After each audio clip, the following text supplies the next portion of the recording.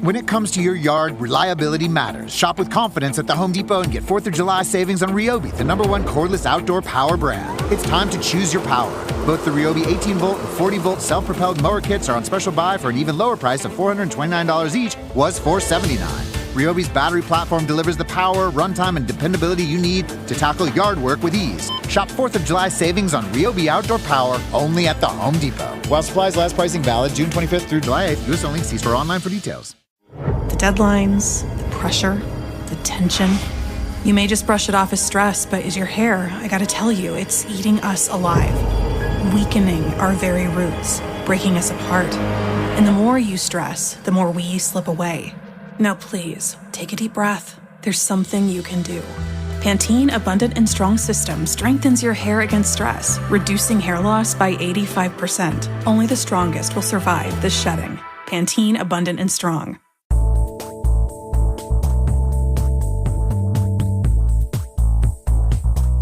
Everything Art Still had worked for paid off when the Kansas City Chiefs selected him with the 2nd overall pick in the 1978 NFL Draft. After 12 years in the league, setting records for most sacks in a career and season, Still wasn't surprised when a few medical issues started popping up after he retired. I played here with the Chiefs for about 10 years, a couple years in Buffalo. And so that's constant pounding on your body. So you expect to have maybe some surgeries after, retirement and those types of things, issues, grabbing and those types of things. So basically what happened, had the carpal tunnel, trigger finger, both shoulders replaced, lower back problems, swelling in my legs and joint problems, those types of things. Then I started, stomach, and then eventually where it affected my heart and all. Still chalked it all up to his football career, and anything that didn't fit in that box he just assumed was age-related. It wasn't until 2023 that a doctor started to put the pieces together. Doctor was saying, because I keep myself in pretty good shape, he said, at your age, you shouldn't have any heart problems. These other physical ones, that's just part of it. But he said it must be something more to it. So what he did wasn't just make an analogy just, from my symptoms. He asked me this one simple question, which again, when he asked me the question, he told me a little bit about your family health history. So that's when the light started dawning on me after I talked about my brother. My older brother has all the symptoms. Then he said, well, tell me some more about the rest of your family. So I went through, my younger brother, he has all the symptoms that my other brother and myself had. He has a pacemaker and defibrillator, and he has some serious heart problems where I think he's almost at the stage where he needs a heart. Uncovering this family history was the final clue for Still's doctor to diagnose him with amyloidosis. It's a condition where proteins become abnormal and build up in different areas of the body and can eventually lead to death. The disease is a protein deposition disease, but the proteins don't just deposit like sand.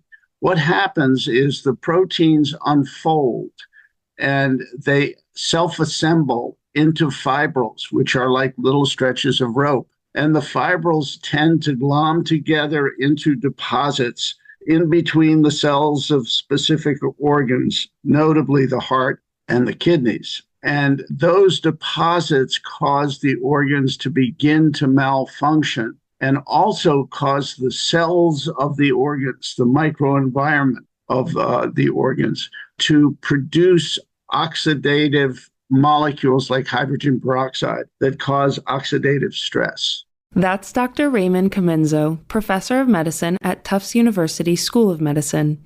He specializes in treating patients with multiple myeloma and amyloidosis. There are two main groups of the disease. AL, or light chain amyloidosis, is caused by abnormal clone of plasma cells in bone marrow. The second is ATTR, or transthyretin amyloidosis. It's caused by an abnormal protein in the liver. While the disease is often triggered by aging, Still was diagnosed with a genetic form of ATTR. So the transthyretin type of amyloid, which is called ATTR amyloid, is pretty prevalent because it's a disease of aging, and it's also a genetic disease with a prevalence among African Americans of perhaps as much as 3 to 4%. The abnormal gene in African Americans is found in that percentage of individuals, but it doesn't cause disease in all of them.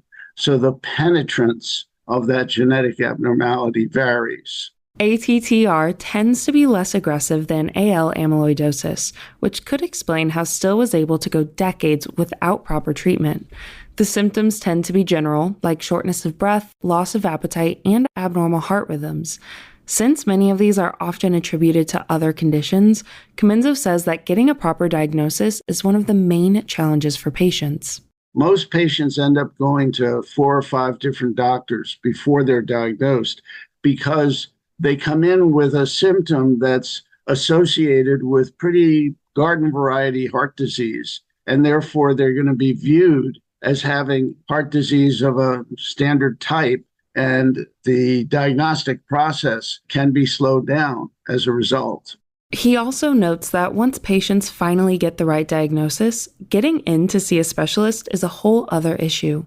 It's incredible how much in advance doctors are scheduling patients, in large measure because I think we're a little behind the curve in terms of the number of doctors we have for the aging population we have.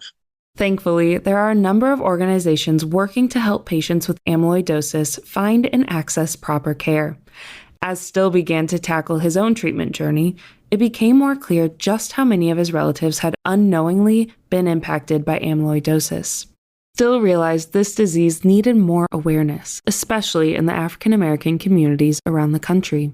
So he and his wife have been traveling around America, partnering with physicians to bring this information into the local communities, and most importantly, delivering it in a way that's easy to understand.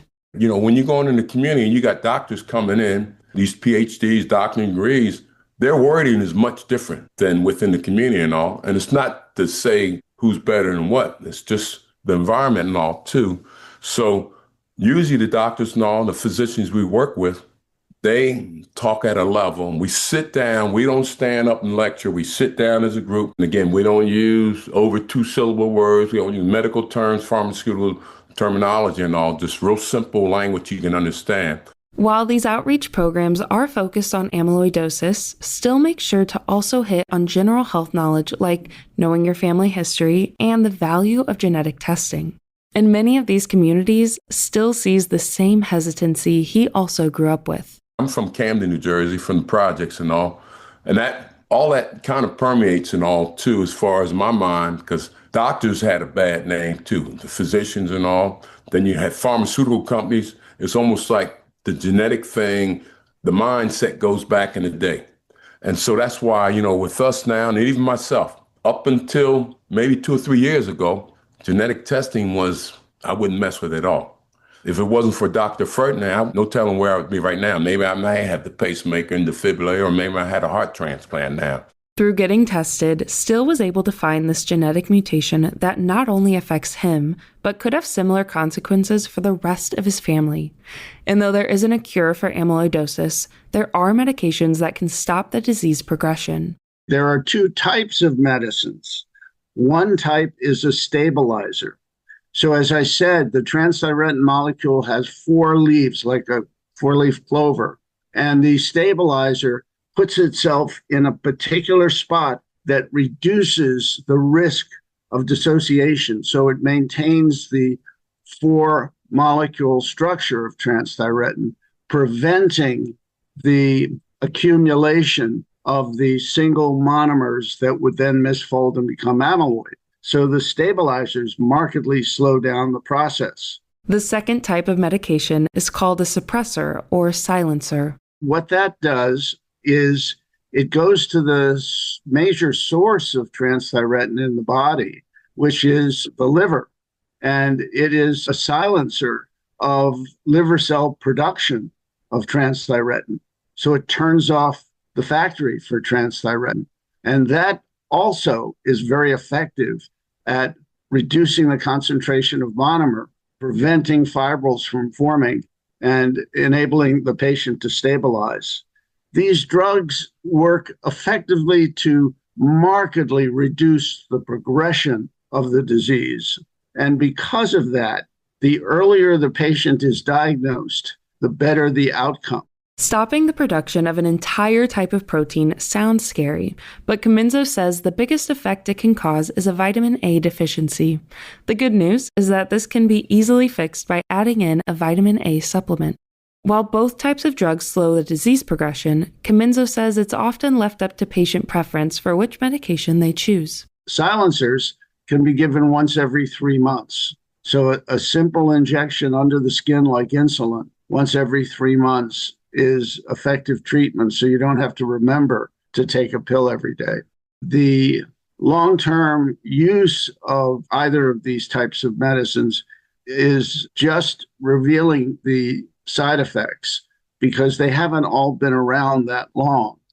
So there's no clear direction that we send patients in. To some degree, it's a matter of insurance. To some degree, it's patient preference. So there's not a huge difference in terms of outcomes. Comenzo says the research for these medications is still in the early stages, and there's a lot of progress to be made in this field.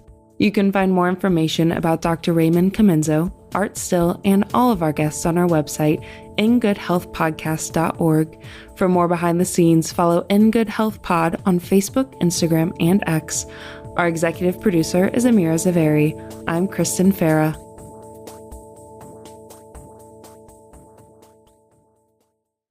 Each week on the Viewpoints Radio podcast, you'll hear from our leading experts on an important topic within education, history, society, psychology, and more. It doesn't stop young people from engaging in social media or engaging in online activity.